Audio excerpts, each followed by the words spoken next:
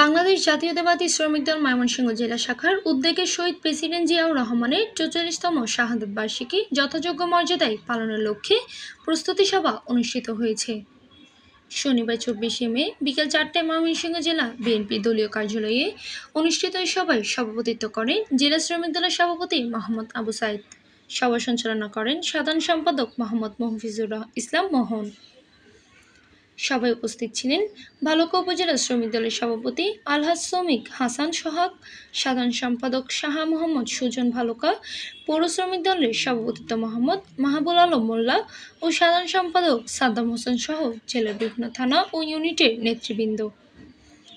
বক্তারা শহীদ জিয়ার আদর্শকে অনুসরণ করে শ্রমিক অধিকার ও গণতন্ত্র পুনঃপ্রতিষ্ঠার আন্দোলনকে বেগবান করার আহ্বান জানান।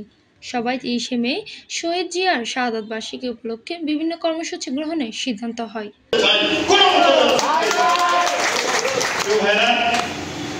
কিছু সিদ্ধান্ত ছিল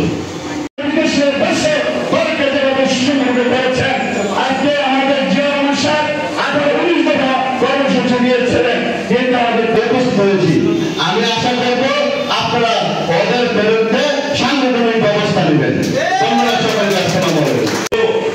এত তারিখে শ্রমিক দলের সম্মেলন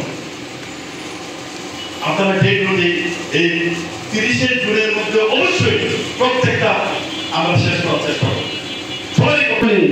এই শহীদ রাষ্ট্রপতি জিয়াউর রহমানের জন্য দোয়া করবেন এবং সারা পৃথিবীর যত মৌলবী মুসলমান অপরিসরে